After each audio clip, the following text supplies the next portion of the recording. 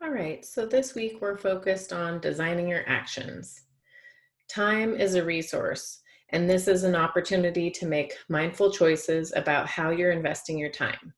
So take a look at your calendar, your academic planner, or however you're keeping track of your regular schedule, like whatever a typical week looks like. Maybe it's on your cell phone calendar, wherever you're tracking how you spend your time. And then we're recommending doing a time audit. So really take a close look at the activities that you're engaged in, how much time they take, how satisfied you are, and if there are any activities that you want to just completely eliminate, or if there are activities that you would like to do more of, or if there's something that you want to be doing but you're not currently doing. And then the second step is to print out a blank calendar so that you can jot down what your ideal week would look like, and make sure you include the activities that you're currently doing and then add in the ones that you want to be doing, but don't transfer over the things that you're actually going to eliminate. So that's one tip. And then the habit hacking worksheet, we're going to identify the tools that help make your life more wonderful and create systems that actually work for you. So this sheet addresses 4 areas of life management, and it's time tools, project management, focusing, and communication. So these tools are either digital or something that you can use in real life.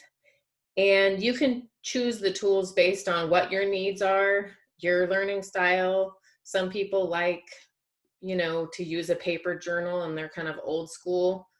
And other people like to do things digitally. So whatever works for you. And this is an opportunity if you want to introduce a healthy habit. We're recommending choosing one habit and starting with a small goal so that you can be consistent with it. So I'll take you to the habit tracker.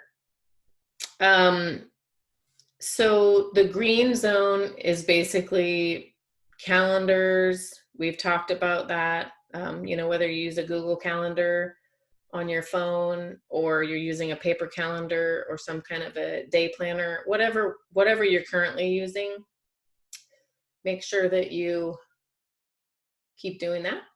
And then setting alarms. So I know Amy has an alarm set at noon on her phone, and it often reminds us when we're working. And it's a good way to notice how much time has passed, because often when you're working on a project, you can get really immersed in it and lose track of time. So that may be something that you want to start implementing.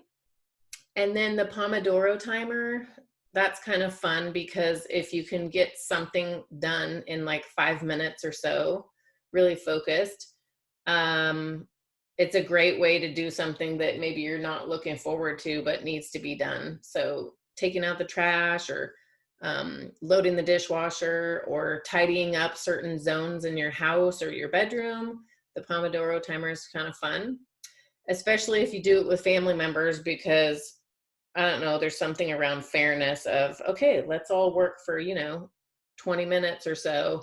And then you feel like you've accomplished something, and you're not agreeing to work all day long. It just seems like there's more willingness when there's a short amount of time.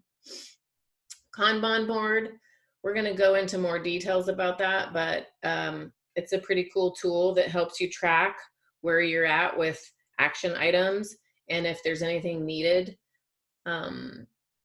So that if you're blocked on something, you can really track things. And this is a great tool for visual learners. And it's a good reminder if you either use a whiteboard or you're using, some people use digital ones. We have a Trello account, so we use Trello. It's free. And then you could also just do old school with like a dry erase board with sticky notes. So we'll go into more details about that in our live support call. And then whenever you're planning a project, it's good to chunk down what the action items actually are and then come up with some kind of reasonable time estimate.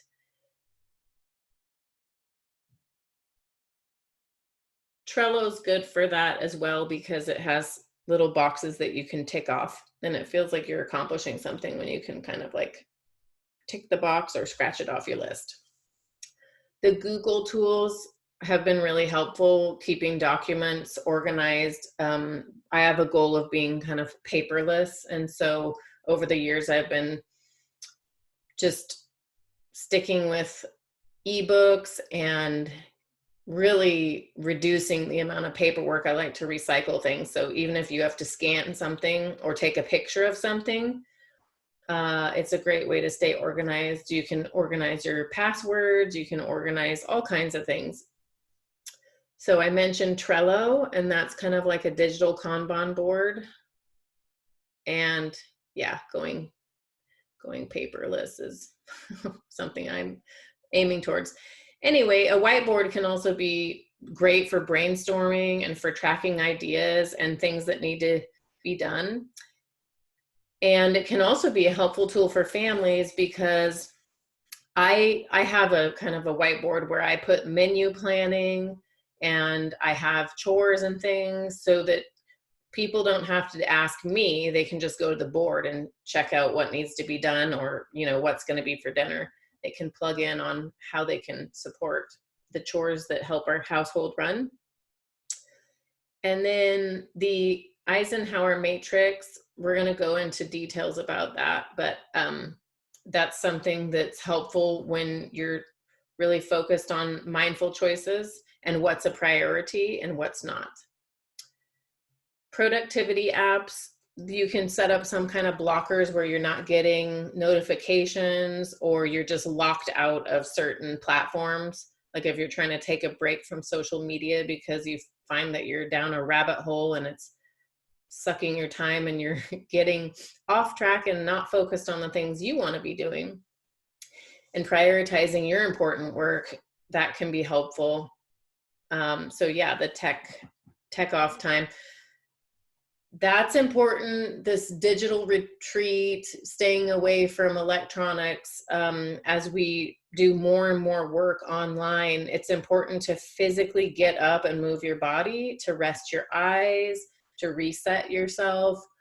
And even if it's, some people put sticky notes or reminders, alarms that go off on their phone so that they remember to step away for a little bit. Your creativity and your just well-being can improve if you're tracking that. And then communication, the phone calls, the email, the group texting, the meeting in person, which is happening less, but the Zoom calls are definitely something that can save time. So yeah, so these are some of the tools that we've identified, and we hope that you choose ones. Just experiment, see what works for you. And then about this sense of urgency and timelines. So there are some things in life that have external timelines. They're just like our taxes are due, or we need to apply for college by a certain date, or certain assignments or work projects are due.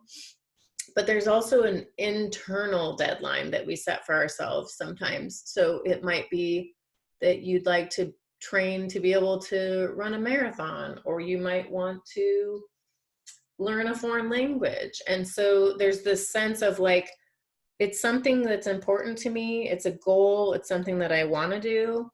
And it's important when you're setting yourself up for success to be realistic about whenever you make a decision to integrate something new in your life, you need to make space for that to happen. And so I think for young people, there's often a missing step because they don't have a lot of experience anticipating how much time something's going to take. So just keep that in mind. And then the daily habits for managing healthy choices.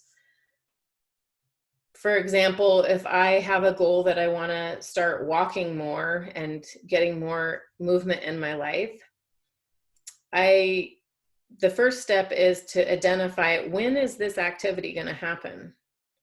And then how long am I going to be doing this activity? And what do I need to be successful? Do I need to buy a pair of comfortable walking shoes? Would I like to have an accountability partner? Would I like to be doing this activity with someone else? Do I need to coordinate with them? And then how will I know that my goal has been met? So, and how can I track that I'm doing it consistently? I think those are all important things. Yeah, so this week we're asking the question, what action can you take in 5 minutes or less? And so, like I mentioned before, the Pomodoro Timer is pretty fun. You can just set a time. It's called Pomodoro because, often those kitchen timers are shaped like tomatoes. Anyway, you can set up a timer on your cell phone if you'd like to take that on as a challenge, and we wish you good luck.